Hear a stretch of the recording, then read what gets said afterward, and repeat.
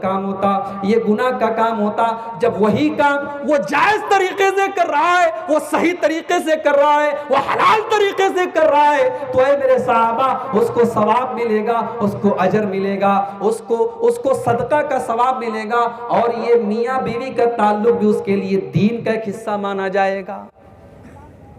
ये है मेरे नौजवान भाइयों हमारे दीन की स्पेशलिटी, हमारे दीन की विशेषता, कि हमारे दीन ने दुनिया के कामों को भी, अगर हम अल्लाह को राजी करने के लिए कर रहे हैं, तो दुनिया के काम भी, हमारा व्यापार, हमारा माता पिता के साथ अच्छा सलूक करना, हमारा बच्चों को पालना पोसना, हमारा बीवी का, यहां तक अल्लाह के नबी कहते हैं अपनी बीवी के मुंह में जो तुम खाना खिलाते हो उसको, अपनी बीवी को जो तुम अपने बीवी के मुंह में जो लुकमा डालते हो, उस पर भी तुम्हें सवाब मिलेगा।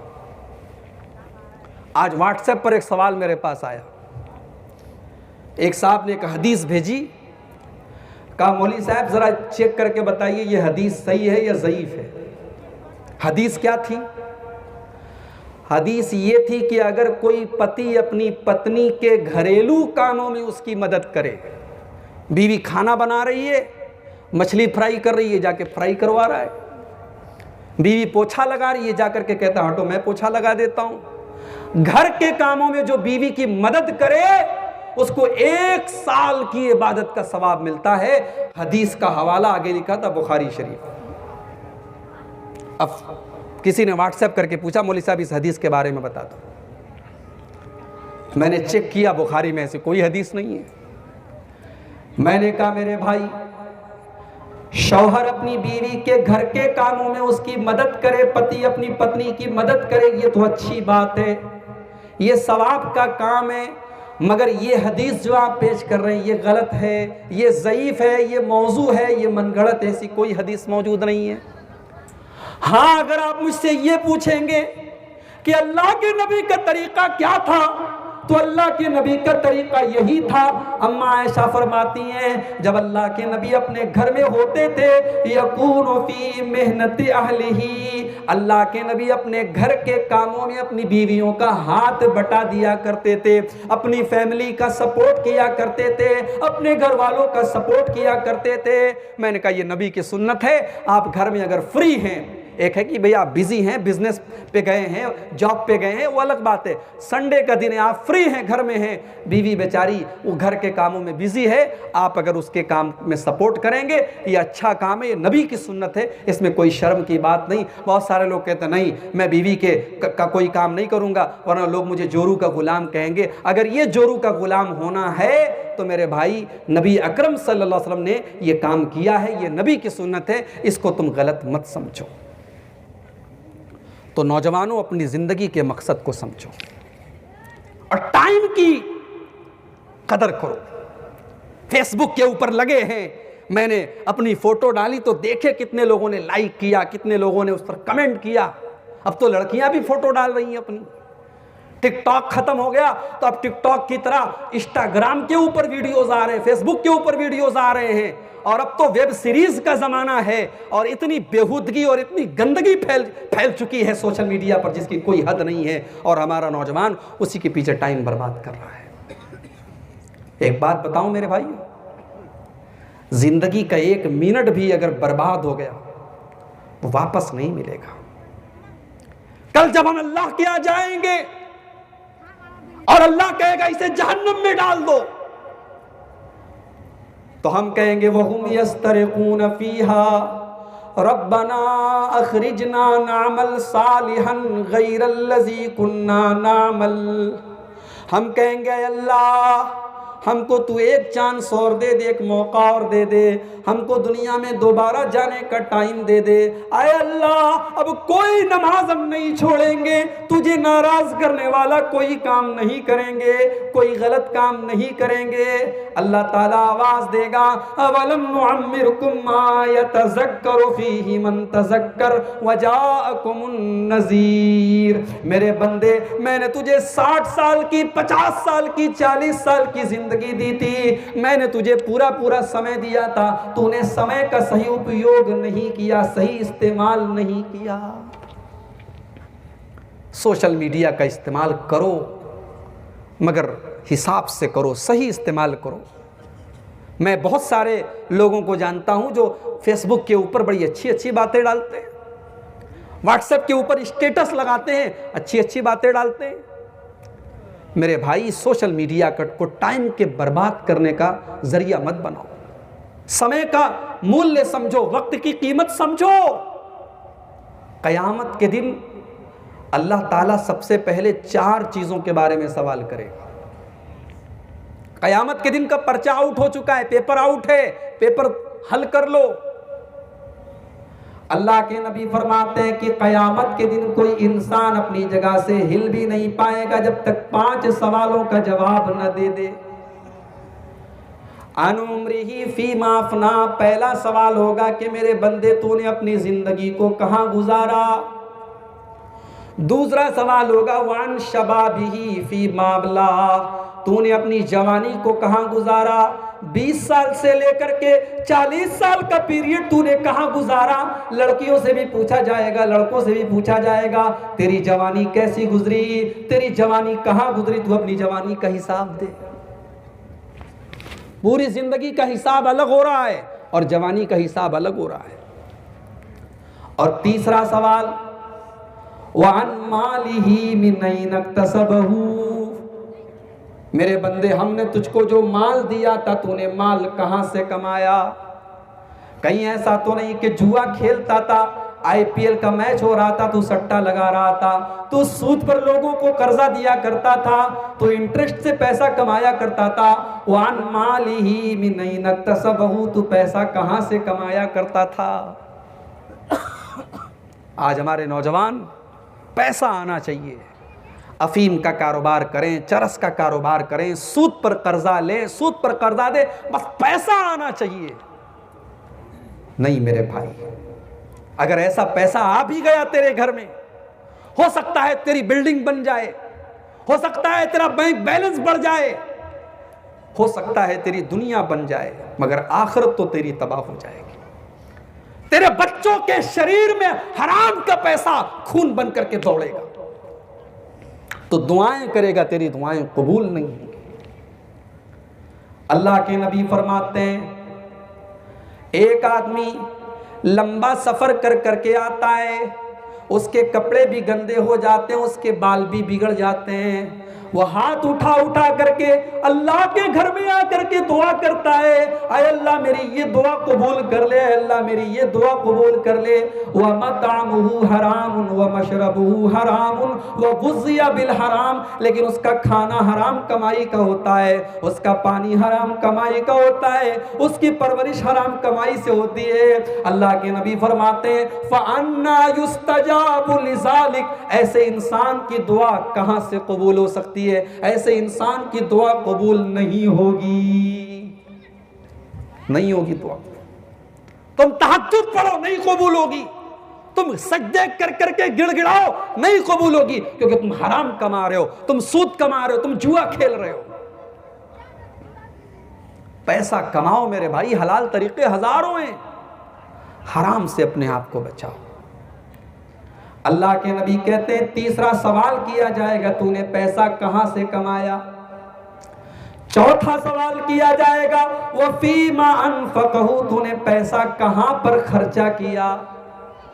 कहीं ऐसा तो नहीं तू ड्रग्स और नशे का आदी हो चुका था। मुझे मालूम है कलियाचक के अंदर ये गंदगी आ रही है। अभी कल मेरे पास फोन आया था बंबई की एक लेडी का, एक खातून का, रो रही थी वो, कहा मौली साहब मेरा शौहर ड्रग का, लॉकडाउन के दौरान कारोबार बंद हो गया, नौकरी बंद हो गई, शौहर घर में बैठा रहता था, ड्रग्स लेने लगा है। और बंबई के अंदर कोई ड्रग वहां पे चलता है जिसका नाम है MD, बहुत ही खतरनाक किस्म का नशा है। वो औरत रोते हुए कहती है कि मौली साहब मेरा शौहर नशे का आदी हो चुका है और एक एक दिन में 10-10 हजार का नशा कर लेता है। घर आकर के मेरे जेवरात उसने बेच दिए, घर के सामान उसने बेच दिए, बैंक बैलेंस उसने खाली कर दिया है। मौलवी साहब थोड़ा सा पैसा मैंने बचा करके संभाल करके रखा है, अब वो आकर के मुझसे पैसा मांगता है, मैं झूठ बोलती हूँ कि मेरे पास पैसा नहीं है, तो वो धमकी देता है कि तू मुझसे झूठ बोल रही है, तू अल्लाह ताला के यहाँ पकड़ी जाएगी, तू शौहर से झूठ बोल रही है। मौलवी साहब आप इंसाफ कीजिए, आप बताइए कि अगर मैं सच बोलती हूँ तो मेरी जो जमा पूंजी है वो खर्चा कर देगा, वो नशे में बर्बाद कर देगा, और अगर मैं झूठ बोलती हूँ तो वो मुझे ताना दे रहा है कि तू शौहर से छुपा रही है, तू झूठ बोल रही है। मैंने कहा मेरी बहन, सबसे पहली बात तो ये कि इस्लाम में झूठ बोलना बहुत बड़ा पाप है, मगर झूठ कभी कभी जायज़ भी होता है। मिसाल के तौर पर मेरा किसी से झगड़ा हो गया, अब मैं उसको बुरा कह रहा हूं, वो मुझे बुरा कह रहा है। आपको पता लगा कि अब्दुल गफ्फार साहब का फलां साहब से झगड़ा हो गया है। अब आप चाहते हैं कि अब्दुल गफ्फार साहब उस आदमी से मेल कर लें, उससे झगड़ा खत्म कर लें, उससे सुलह कर लें। अब आप मेरे पास आते हैं, कहते हैं अरे मौलाना साहब, अरे आप फलां से बात क्यों नहीं करते? अरे हटाओ यार, उसकी बात मत करो, बहुत बड़ा वो कमीना है, ये है वो है। मैं बुरा भला कहने लगा उसको। अब आप झूठ बोल रहे हैं, आप कह रहे हैं अरे मौलवी साहब वो तो आपकी बड़ी तारीफ करता है, कहता है अब्दुल गफ्फार साहब तो बहुत अच्छे इंसान है। अब आपने झूठ बोला मेरे सामने, उसकी तारीफ कि उसके मुंह से मेरी तारीफ करवा दी आपने। फिर उसके पास आप गए और कहा कि अरे अब्दुल गफ्फार साहब तो तुम्हारी बड़ी तारीफ कर रहे थे, उससे भी आपने झूठ बोला। झूठ बोल करके आपने दो दोस्तों को मिलाया, दो लोगों की दुश्मनी खत्म कर दी, दो बिछड़े हुए लोगों को मिला दिया। अल्लाह के नबी कहते हैं लईसल कज़्ज़ाबुल लज़ी युस्लिहु बैनन नास। अगर झूठ बोलने से बिछड़े हुए लोग मिल जाएं, अगर बिगड़े हुए घर बन जाएं, अगर रिश्ता टूटने से बच जाए, तो ऐसा झूठ बोलना ये पाप नहीं है, ये गुनाह नहीं है। मैंने उस औरत को यही हदीस पढ़ के सुनाई। मैंने कहा झूठ बोलना पाप है, मगर अगर झूठ बोलने से अगर उससे बड़ा कोई पाप खत्म हो रहा है तो झूठ बोला जा सकता है। मैंने कहा आपका शौहर अगर नशा कर रहा है तो आप इस तरीके से झूठ बोल करके अपना पैसा बचा सकते हैं। पैसा, घर के सामान बेच करके आज हमारा नौजवान ड्रग्स ले रहा है, नशा कर रहा है, सिगरेट पी रहा है, शराब पी रहा है। मेरे भाई क्यों कर रहे हो तुम ऐसा? ये जो नशा है ना, ये नशा शैतान का हमला है, और शैतान नशा के जरिए तीन काम करवाता है। बहुत गौर से सुनना। ये शराब पीते हो ना, ये जो ड्रग इस्तेमाल करते हो, जो स्मोकिंग करते हो, नशे के जरिए शैतान 3 काम करवाता है। क्या करवाता है? इन्नमा युरीदु शैतानु अन युक़िया बैनकुमुल अदावत वल बग़ज़ा फिल खम्रि वल मैसिर। जब तुम शराब पियोगे, जब तुम नशा करोगे, तो तुम्हें शैतान दुश्मनी में डालेगा, तुम्हें लड़ाएगा, तुमसे झगड़े कराएगा। तुम नशा करके अपने भाई को गोली मारोगे, अपनी माँ के ऊपर हमला करोगे, अपने बाप के ऊपर हमला करोगे, अपने दोस्त के ऊपर हमला करोगे। नशा के जरिए शैतान पहला काम करता है, लड़ाता है। और दूसरा काम क्या करता है? वयसुद्दकुम अन ज़िक्रिल्लाह। और नशे के जरिए शैतान तुम्हें अल्लाह ताला के जिक्र से रोक देता है। जितनी देर आदमी नशा करेगा, जाहिर है अल्लाह कहाँ से याद आएगा उसको? अल्लाह नहीं याद आएगा। नशा करके ना नमाज पढ़ सकता है, ना कुरान पढ़ सकता है, वो अल्लाह के जिक्र से दूर रहेगा। और तीसरा टारगेट शैतान का नशे के जरिए वानिस्सलाह। जो आदमी शराब पीता है वो मस्जिद में नहीं जाता, वो नमाज नहीं पढ़ता, तुम्हें नमाज पढ़ने से भी शैतान रोकता है। ये नशे के 3 बड़े बड़े नुकसान हैं। और मसला याद रखो, मा अस्करा कसीरुहु फकलीलुहु हराम। अगर कोई चीज ज्यादा मात्रा में इस्तेमाल करने से नशा आता है, तो थोड़ी सी मात्रा में भी वो चीज लेना हराम है। अगर तंबाकू ढेर सा आप इस्तेमाल करें, ज्यादा इस्तेमाल करें, नशा पैदा होता है, तो सिगरेट में भी वो तंबाकू है तो हराम है, गुटखा के अंदर भी वो तंबाकू है तो हराम है, बीड़ी के अंदर भी वो तंबाकू है तो हराम है। अरे अब्दुल गफ्फार साहब ये क्या बोल रहे हैं आप? बहुत सारे लोग बीड़ी पीते हैं, आप ऐसा बोल के जाएंगे लोगों का जीना हराम हो जाएगा। जो चीज है वो है मेरे भाई। और अगर आप ये कहते हैं नहीं गुटखा के अंदर नशा नहीं है, सिगरेट के अंदर नशा नहीं, मैं तो बस शौक में पी लेता हूं, कलिया चक की मार्केट में जाता हूँ दोस्तों के साथ टहलने, थोड़ा 2-4 कश मार लेता हूँ, थोड़ा स्मोक कर लेता हूँ। अगर आप ये कहते हैं तो माफ कीजिए, अगर नशा नहीं है तब भी कुरान कहता है वला तक़्तुलू अनफुसकुम, अपने आप को कत्ल मत करो, आत्महत्या मत करो, सुसाइड मत करो। सिगरेट पीने वाला, ड्रग्स लेने वाला और गुटखा खाने वाला, आज वर्ल्ड हेल्थ ऑर्गेनाइजेशन WHO की रिपोर्ट कह रही है कि कैंसर का सबसे बड़ा कारण यही तंबाकू है। आप खुद को भी कैंसर का मरीज बना रहे हैं और आपके आसपास जितने लोग हैं वो भी कैंसर के मरीज बन रहे हैं। तो नशे को छोड़ दो मेरे भाई। सहाबा जब शराब हराम नहीं हुई थी, सहाबा शराब पीते थे, लेकिन जब हराम हो गई, कुरान की आयत नाजिल हो गई, सहाबा ने ये नहीं सोचा कि अब 1 साल पी लेते हैं फिर छोड़ देंगे। कुरान की आयत नाजिल हुई, सहाबा ने शराब के बर्तन उठा करके फेंक दिए, मदीना की गलियों में शराब पानी की तरह बहने लगी, घरों से बर्तन निकाल के फेंक दिए गए। नहीं, कुरान ने हराम कर दिया, अल्लाह ने हराम कर दिया, अब हम शराब के करीब नहीं जाएंगे। मेरे नौजवान साथियों, अपने आप को शराब से बचाओ, नशे से बचाओ। आज तुम खोखले हो रहे हो। आज हिंदुस्तान के हालात क्या हैं आप अच्छी तरीके से मालूम है। आपको तबाह और बर्बाद करने के कितने तरीके अपनाए जा रहे हैं। अभी हमारे यूपी के अंदर एक कानून लागू हुआ है लव जिहाद का, जानते लव जिहाद।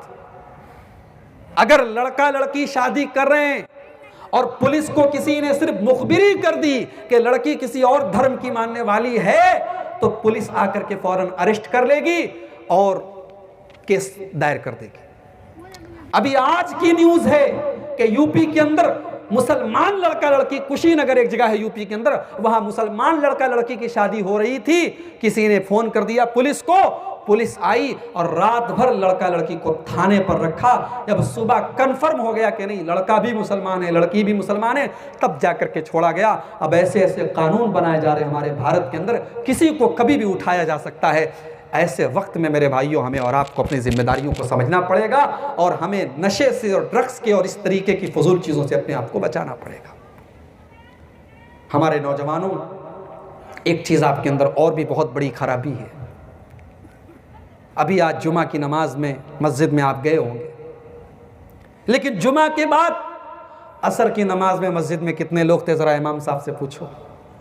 मगरिब में कितने लोग थे ज़रा इमाम साहब से पूछो। इशा में कितने लोग थे इमाम साहब से पूछो। ये जो 5 टाइम की अजान हो रही है, हय्या अलस सलाह की आवाज़ आ रही है, हय्या अलल फलाह की आवाज़ आ रही है। माफ़ करो मेरे नौजवान भाइयों, ये 60 साल के बूढ़ों के लिए अगर ये आवाज़ है तो आपके लिए भी ये आवाज़ है। आज मस्जिद में जाकर के देखो, 80% मस्जिद के नमाजी आपको बूढ़े लोग मिलेंगे, नौजवान बहुत कम मिलेंगे। मेरे नौजवान भाइयों, मैं सवाल करता हूं कि आप नमाज क्यों नहीं पढ़ते? आप ये भी कहते हैं कि हम मुसलमान हैं, आप ये भी कहते हैं कि हम अपने नबी से प्यार करते हैं, नबी से मोहब्बत करते हैं। अरे जिस नबी से तुम प्यार करते हो, जिस नबी से तुम मोहब्बत करते हो, उस नबी को तो नमाज से इतनी मोहब्बत है, इतनी मोहब्बत है कि वो नबी कहा करते थे जो इलत कुर्रतु ऐनी फिस्सलाह, नमाज मेरी आंखों की ठंडक है। उस नबी को तो नमाज से इतनी मोहब्बत थी कि ग़ज़वा खंदक के मौके पर जब अल्लाह के नबी की असर की नमाज छूट गई, यहाँ तक के सूरज डूब गया और मगरिब का टाइम हो गया और अल्लाह के नबी असर की नमाज नहीं पढ़ पाए, तो अल्लाह के नबी ने बद्दुआ करते हुए कहा, आए अल्लाह इनकी कब्रों को जहन्नम की आग से भर दे, इनकी वजह से हमें असर की नमाज हमारी क़ज़ा हो गई, असर की नमाज हम टाइम पर नहीं पढ़ पाए। मेरे नबी की एक टाइम की नमाज कज़ा हुई है, छोड़ी नहीं, कज़ा हुई है, तो नबी ने बद्दुआ की है जिनकी वजह से नमाज कज़ा हुई है। मेरे भाइयों, आज हमारी नमाजें छूट रही हैं। फजर में हम सोए रहते हैं, ज़ोहर में मार्केट में रहते हैं, असर में टहलते रहते हैं, मगरिब के टाइम नाश्ता करते रहते हैं, इशा के टाइम गेम खेलते रहते हैं। हमारी नमाजें बर्बाद हो रही हैं, इसका हिसाब कौन देगा? क़यामत के दिन आपसे ये नहीं पूछा जाएगा कलिया चक में जलसा हुआ था, आप गए थे कि नहीं गए थे, नहीं पूछा जाएगा। लेकिन ये ज़रूर पूछा जाएगा कि अजान हुई, नमाज का टाइम हुआ, आप नमाज पढ़ने क्यों नहीं गए? पहला सवाल यही पूछा जाएगा। अल्लाह के नबी फरमाते हैं इन्ना अव्वल मा युहासबु बिहिल अब्दु यौमल क़ियामति मिन अमलिही सलातुहु, पहला सवाल क़यामत के दिन नमाज के बारे में होगा। कुरान का 29वां पारा उठाओ। जहन्नमी जब जहन्नम में जाएंगे तो जन्नती लोग जहन्नमियों से पूछेंगे, ऐ जहन्नमियों तुम जहन्नम में क्यों गए, क्या पाप करते थे? तो जहन्नमी जवाब देंगे लम नकु मिनल मुसल्लीन, हम नमाज नहीं पढ़ते थे। अल्लाह की कसम, नमाज पढ़ो अल्लाह तुम्हें नौकरी दे देगा, नमाज पढ़ो अल्लाह तुम्हारी जॉब लगवा देगा, नमाज पढ़ो अल्लाह तुम्हारे बिजनेस में और बरकत देगा। तुम दुकान बंद करके नमाज पढ़ने जाओ, अल्लाह तुम्हारी दुकान में कस्टमर भेज देगा। ये मत समझो मेरे भाई नमाज पढ़ने से तुम्हारी रोजी रोटी में कमी आ जाएगी। अल्लाह कहता है वअमुर अहलका बिस्सलाह, खुद भी नमाज पढ़ो और अपने परिवार को, अपने बाल बच्चों को, अपने पत्नी को, अपने बच्चों को भी नमाज पढ़ने का हुक्म दो। ला नसअलुका रिज़्क़ा, मेरे बंदो तुम नमाज पढ़ोगे तो तुम्हारी रोजी रोटी में कोई कमी नहीं आएगी, हम तुमसे रोजी नहीं मांगते। नहनु नरज़ुकुका, हम तो खुद तुम्हें रोजी देते। तुम नमाज पढ़ोगे तो तुम्हारी रोजी में कोई कमी नहीं आएगी। नमाज की पाबंदी करो, नमाज मत छोड़ो। नमाज कौन लोग छोड़ते हैं? नालायक लोग। कुरान करीम का 16वां पारा उठाओ, सूरह मरियम की आयतें हैं। अल्लाह ने नबियों का जिक्र करने के बाद कहा कि नबियों के बाद दुनिया में कुछ नालायक लोग आए, और उन नालायक लोगों की पहली पहचान ये थी फ़ख़लफ़ मिन बादिहिम ख़ल्फ़ुन अज़ाउस सलाता, उन्होंने नमाज को छोड़ा था, उन्होंने नमाज को बर्बाद किया था। हमारे नौजवानों के अंदर एक और खराबी बहुत बड़ी आ गई है, म्यूज़िक इन्हें बड़ा अच्छा लगता है। अरे मौली साहब, जब मैं सैड हो जाता हूँ, गमगीन हो जाता हूँ, तो मैं नेहा कक्कड़ के गाने सुनता हूँ, मुझे सुकून मिल जाता है। मैं फलां सिंगर के गाने सुन लेता हूँ, मुझे सुकून मिल जाता है। तेरा दिल मुर्दा हो चुका है। जिस दिल को कुरान की आयतों के जरिए सुकून न मिले, जिस दिल को रब के कुरान के जरिए सुकून न मिले, म्यूजिक से सुकून मिले, वो दिल मुर्दा हो चुका है मेरे भाई। अल्लाह के बंदों के दिल को तो कुरान की तिलावत से सुकून मिलता है। अपने मोबाइल खोलो और प्ले स्टोर में एक ऐप बता रहा हूं, उसको डाउनलोड कर लो। उसका नाम है नख्तिम, NAKHTIM, नख्तिम। मोबाइल के एंड्रॉयड के प्ले स्टोर में ये ऐप है। मैं गुजारिश करता हूं कि आप सब ये ऐप डाउनलोड कर लें। ये ऐप आपको क्या काम करेगी?